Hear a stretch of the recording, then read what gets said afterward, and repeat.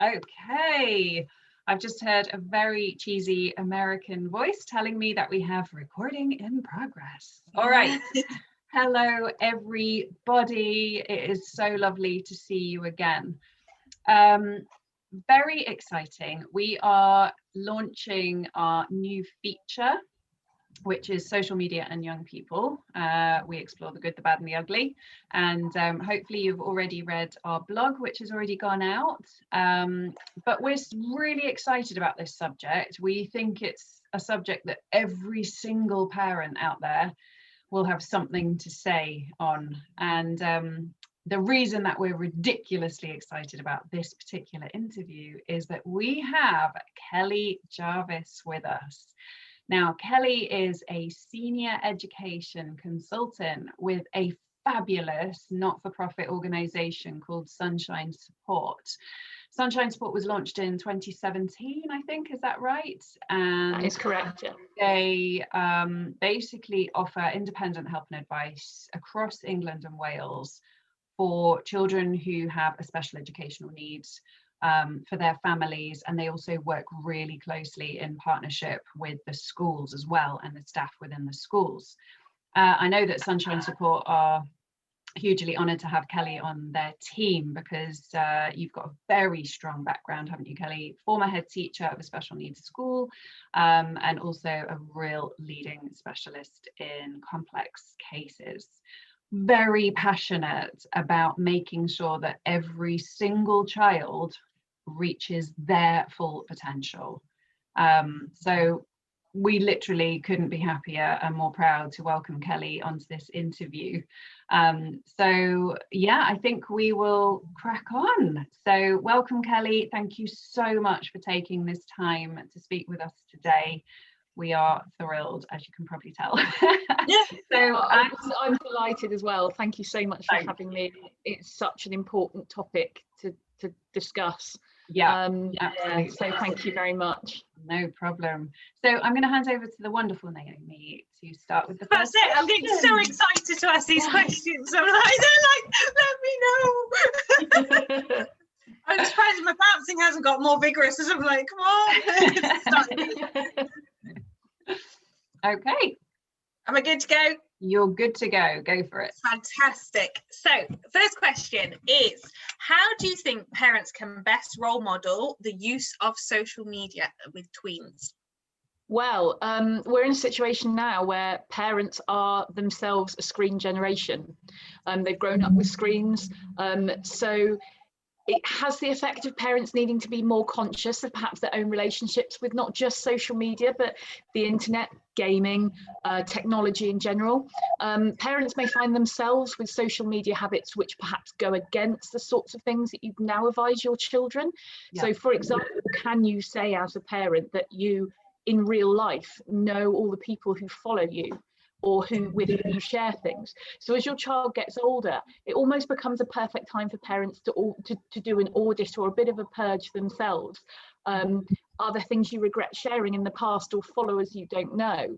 Gone are the days perhaps the biggest danger online is predatory behavior. This is obviously still a very real danger, but other things are equally so.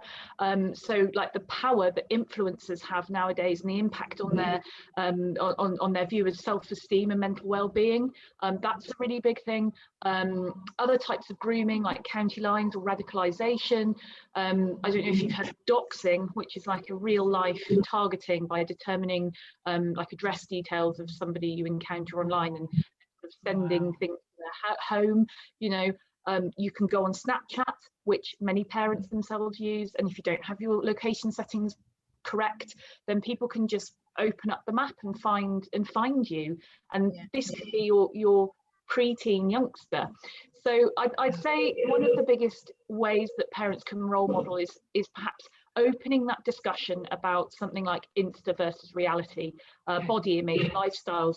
Children nowadays are so much less likely to aspire to be doctors or nurses or plumbers than perhaps they are to be Twitch streamers or YouTubers, because the image portrayed online is so absolutely misleading half the time. So it's really important for parents to open up that discussion about what the child sees versus what is behind that picture. A good example is a bad day, good minute. So it could rain for the whole entire family picnic, but the one photo that perhaps somebody shares online is everyone sitting around just before the clouds. It all looks delightful and idyllic. So a tame example, but the discourse should extend to the influences that youngsters may encounter, and that's really important to contextualize what children see. And this role modeling extends to screens in general. So there should always be protected time away from screens.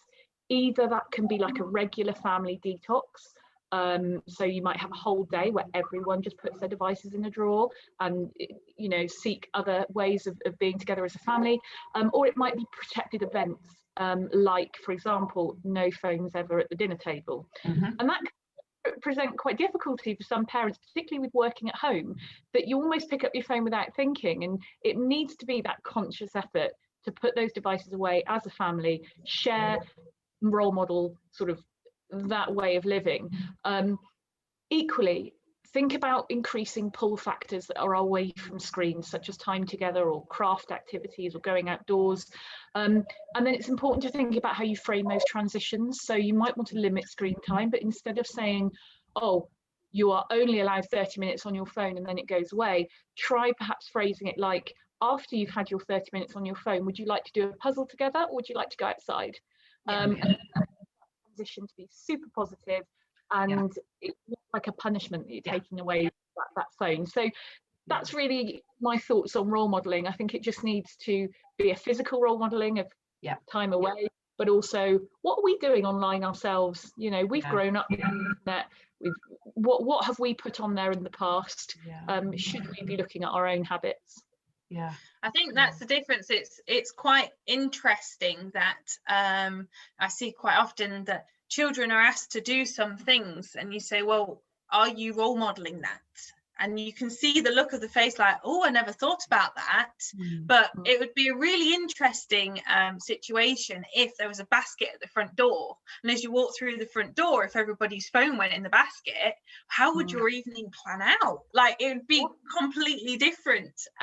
So I think it's really, really fascinating to see the habits that most adults aren't necessarily aware of, that they've got themselves. Absolutely, and it's because we, you know, parents now having children, and it's just been a feature of our lives. You know, I've got a 7-month-old baby, and you know, when I was 15, the internet was a really new and exciting thing. And I remember the dial-up tone. Like listening to the dial-up tone, and you're like, yay! And how didn't use the internet if someone was on the phone?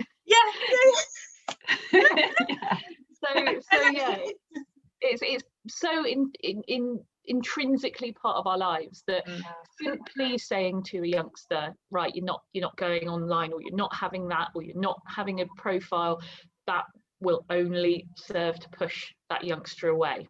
But I'll talk about that in more detail shortly. Okay. Go for it, Samantha, your turn. Fabulous, great answers, Kelly. All right, question 2. Children are using the internet from a younger age today. What impact might this have on online bullying and children being vulnerable to grooming? Well, big question. I mean, the fundamental sort of thing that we all got to remember is that in today's times, children will know more about that technology available to them than their parents will. However, they don't have the emotional maturity to understand the consequences of engaging with that technology, or how to do that. Children can be naive, so they might be unaware of basics like, oh, people online aren't who they say they are. Or older children may be fully aware of the dangers, but they actively choose to engage in unsafe behaviours because they think adults and their advice are out of touch.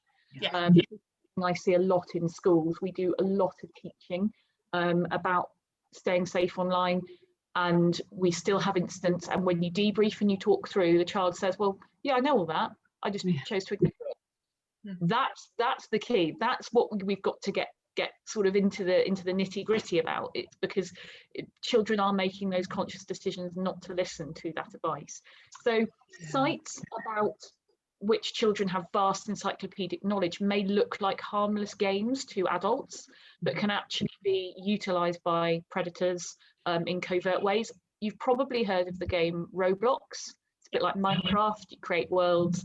There was an article recently, and I've got some links that I believe you're going to pop underneath this video, to a news article, or a couple of news articles actually, about predators who are creating rooms in Roblox, which are like sex rooms, and they're inviting children.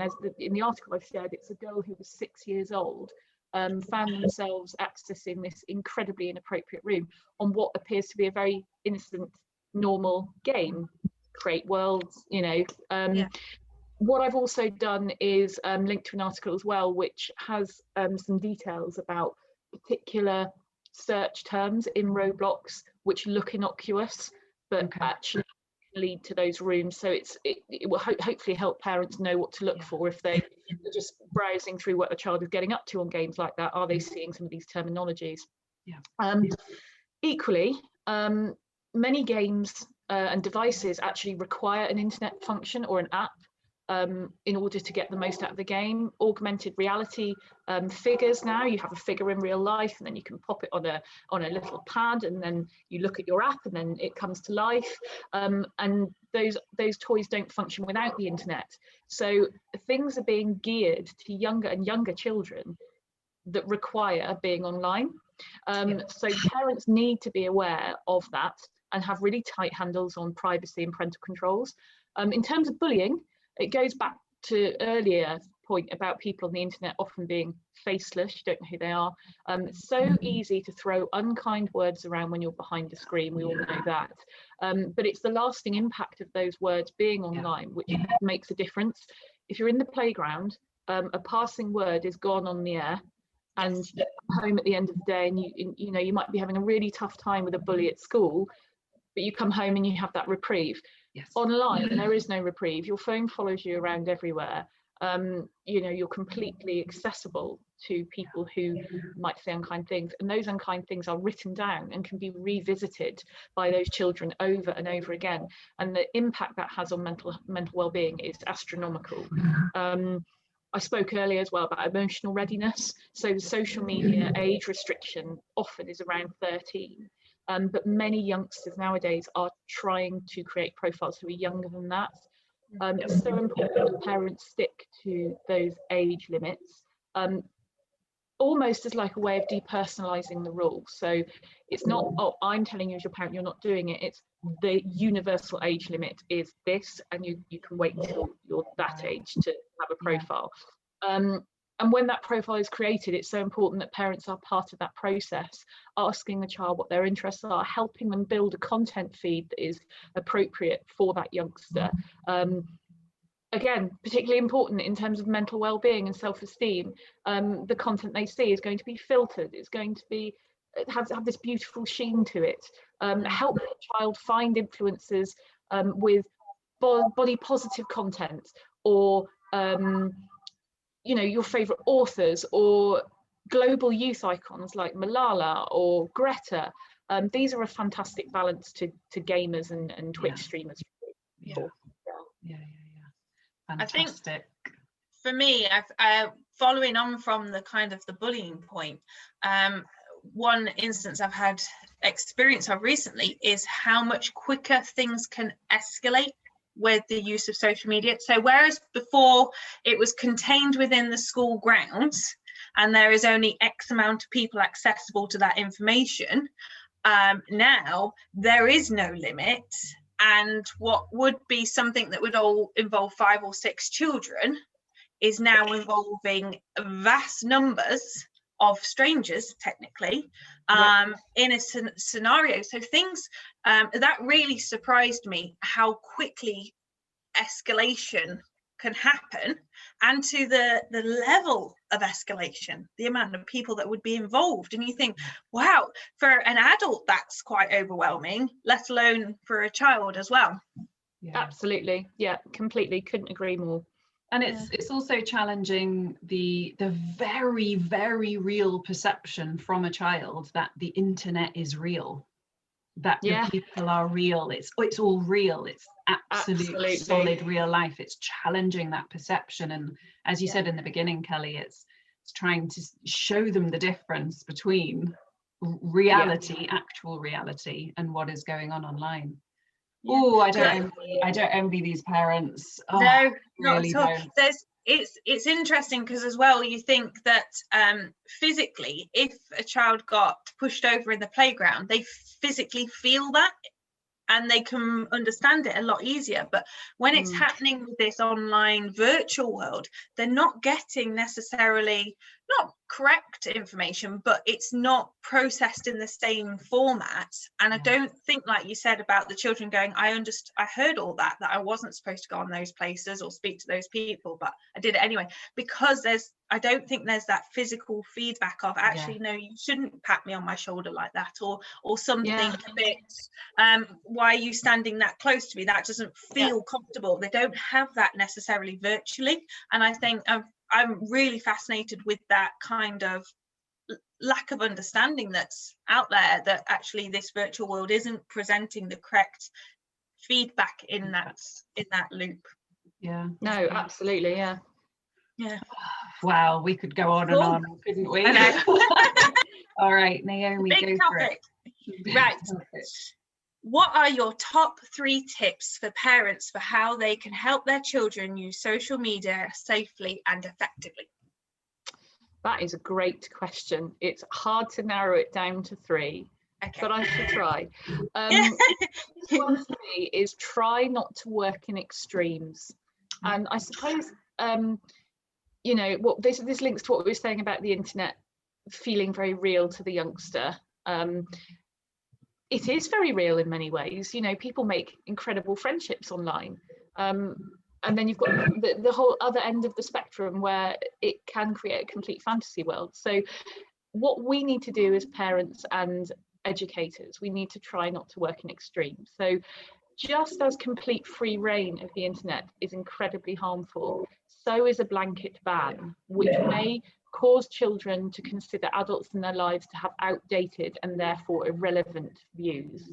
You may feel that banning your child from social media is an easier way to protect them, but a far more effective way is equip yourself with knowledge.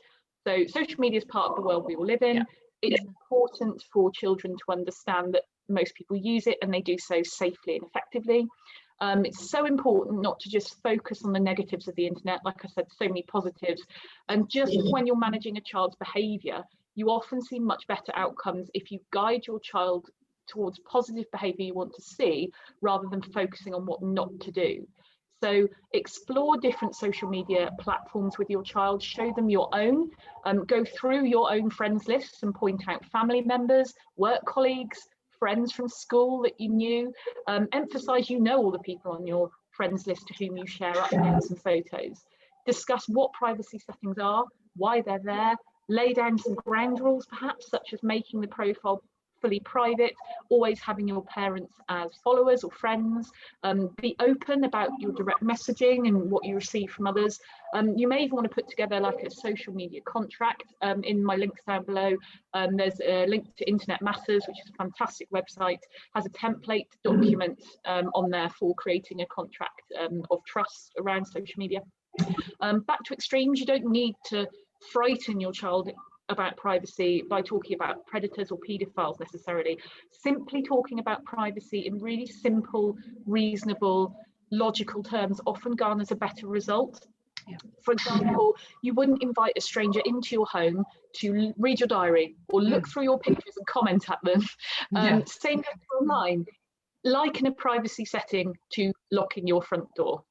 That's a nice simple analogy. So yeah, try not to work in extremes. Don't ban, don't give free rein, you don't need to frighten, you just find that logical middle ground. So that would be my tip number 1. Tip number 2 is really have that clear understanding that your child's going to know more about that technology than you do, but they're lacking emotional maturity to deal with it. So apps, platforms, games, they change all the time. The newest craze one week is gone the next. which means that children are being exposed to new things that you've never seen before, don't really understand, much quicker than you can get perhaps a handle on it. Download apps yourself, explore them, understand the parental controls, privacy settings, make screen time an activity. If it's really important to your child, or it's a big feature of your family home, make it part of what you do with your child, a bit like reading a book. So sit down with them as they scroll. For example, TikTok, it's full of videos. You're probably fully aware of what TikTok is. Sit with your child, laugh at things that they find funny, show appreciation or surprise when your child watches, I don't know, an unboxing video for like the 100th time. Create a culture of openness around what they view as being that bonding experience. They'll appreciate your attention and your interest. And you know, if being open about social media is embedded right from the beginning of your child's relationship with it, it's far less likely that they'll be drawn into unsavory things because they're used to sharing it with you, and you can help them spot things that might not be quite right, and less likely to conceal what they're doing. Websites geared towards parents will often update with new crazes or terminology. So even if you find it a bit overwhelming to download the app yourself, at least make those websites part of your daily reading. I've linked some of them below, such as Internet Matters, which is a huge resource for parents. It was jointly created with the NSPCC, and NetAware, which is a really fabulous search function. You can type in the name of any game or app. It will give you a full rundown of what it is, how it works, the age limits, parental controls. It's almost like a little parent crib sheet for all of those things. So yeah, just have that understanding. They know more about the technology, but be open with them, learn with them, share with them, make it part of an activity. And the third tip is to always have an age appropriate safety net. So you've said all the right things, you've done all the right things to be fairly confident, or as confident as you can be, in your child's ability to make the right decisions and choices online. But to back that up, remember, you as parents are the gatekeeper, so you need to do this in the background. So if those conversations and questions you share with your child are not fully successful, they might make some dodgy decisions, you have a safety net. I don't mean spy on your child, but take certain methods to safeguard them in an age appropriate way. I've linked down below to Parent Shield, which is a type of SIM card which allows the parents to track and monitor messages, phone calls, app use. This wouldn't necessarily be suitable for an older teenager who will have, you know, privacy and liberties, but it would definitely be a good safety measure for perhaps a preteen getting their first mobile phone. Simple things like not linking your credit card to an app, so your child can't spend loads of money on in-app purchases. This makes them very vulnerable to exploitation. It sounds really obvious, but it's so easy to agree to an in-app purchase once. Your child clicks a really innocuous button that saves that card to that device, and then all of you find yourself really out of pocket, and that child into exploitation. So really, really check that once you pay for something, it is not saved on that device. Good tip. Do you know what? I think there's a lot of parents going, oh my goodness, I'm so glad you've just told me to do that. I'm going to check my devices now. Some apps automatically save the card unless you actually tell the app not to, or tell the app to forget the card. So yeah, that's something to really, really look at. So as your child gets older, they have certain freedoms around being online because that's what they're entitled to. Something like mutually agreed spot checks on messages that may have been suitable for youngsters may not be suitable for older ones. It gets a bit more complicated, and it's then that discussions and openness become really key. So alongside watching carefully for any subtle changes in your child's behaviours, obsession over screen time is one, particularly distress or an apparent overreaction if screen time that was expected is taken away for some reason, can be indicative of, well, firstly an unhealthy dependence on the internet, but also there could be something more sinister, such as expectations from a third party. Similarly, secrecy around phones and other devices becoming withdrawn, the presence of any new devices you don't recognise and there's no explanation for them being there. These are all signposts towards possible exploitation. So that may require a really frank and direct conversation with your teenager about your concerns. So yeah, third top tip is have an age appropriate safety net. And this is where I think a lot of parents do get a bit of the fear because it's really hard to know how much to give, when to step back, and in this world that's constantly changing. But yeah, age appropriate safety net just to support those all important discussions and sharing of social media. Oh, great tips. I really love the point about showing interest, because with every other activity that your child chooses as a parent, you get involved. You go to football games, you go to watch them swim, you do a puzzle with them on the floor, you comment on their artwork. And so I love that, you know, join in, laugh at the things they're laughing at, comment on it, and see it as an activity that can be mutually enjoyed between the two of you, rather than just you sort of see the parents eye rolling, oh, my child's on their phone again, I won't get anything out of them now, that's it.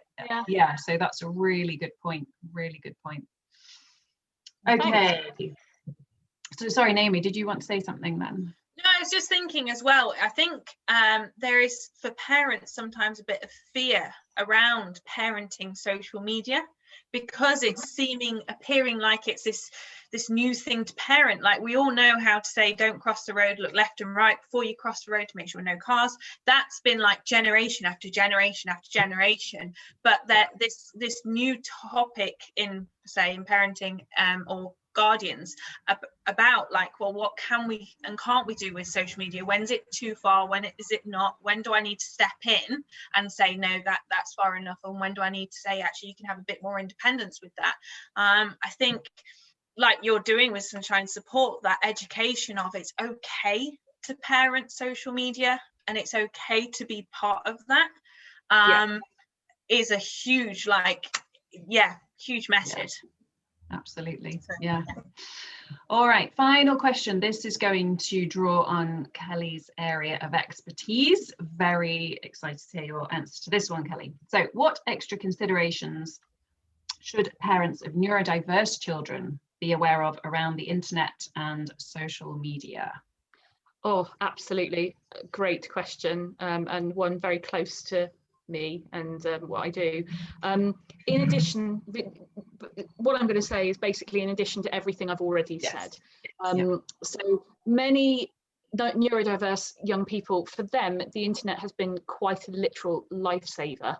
So communication and friendship building without the difficulties that may be presented by face-to-face interactions has opened up a world of social possibilities for young people who may have been isolated without it. I've linked below to an article which has a lot of sound bites from neurodiverse people about the role the internet has played in their lives and what it means to them. So that might be a bit of an insight.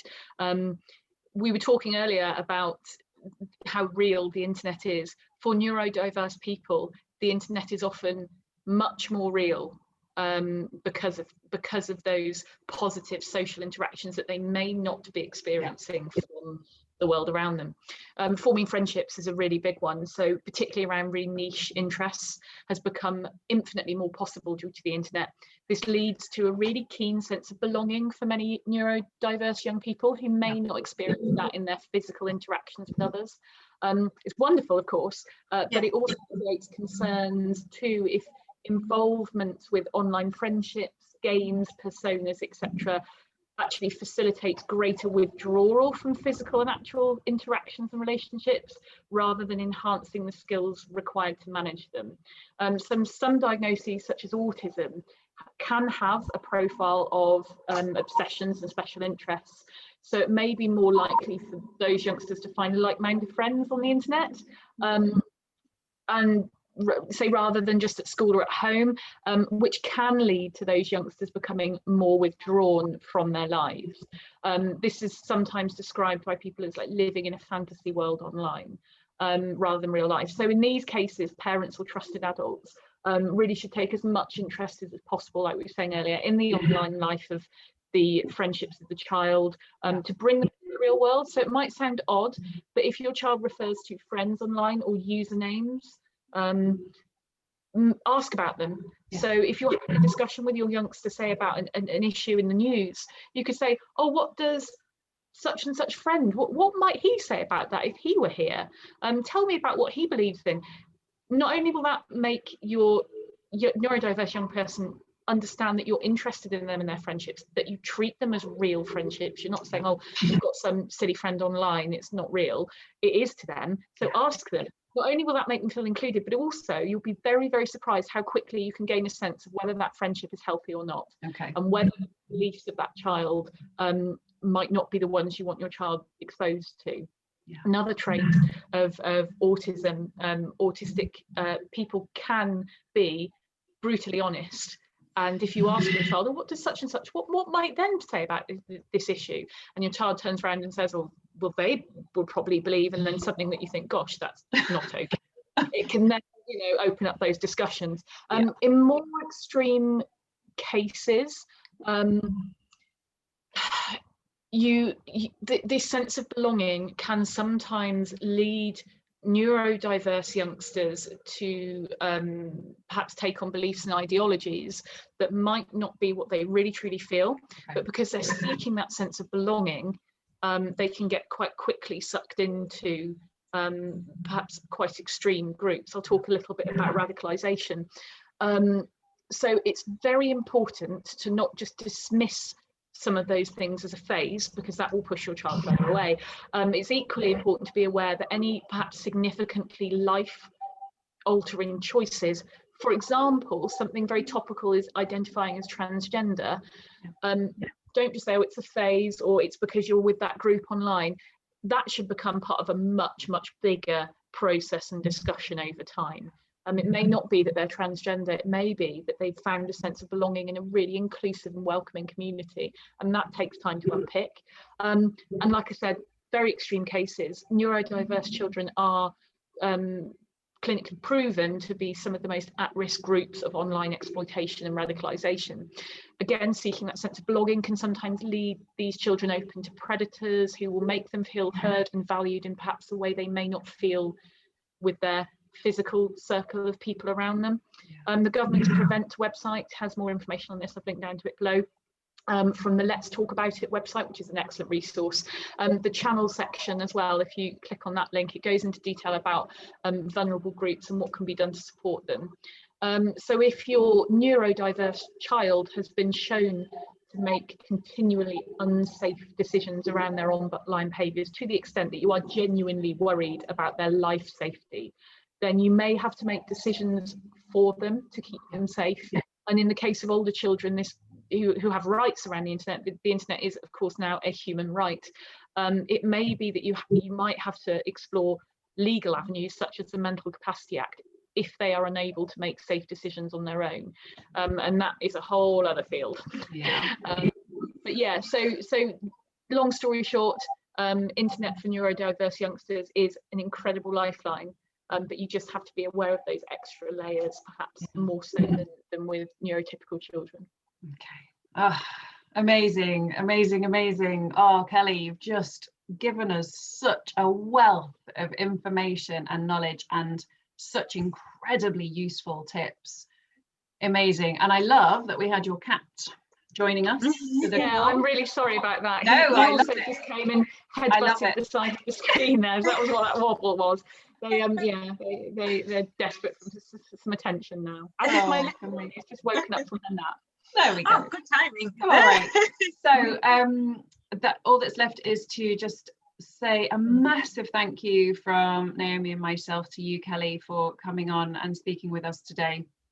Seriously, one of the most valuable interviews we have ever done. We were going to get this launched, and just thank you. Thank you so much for inviting us on, and I would definitely encourage anyone watching to check out the Sunshine Support. It is an absolutely mind-blowingly life-changing organisation with vast knowledge and expertise in many fields.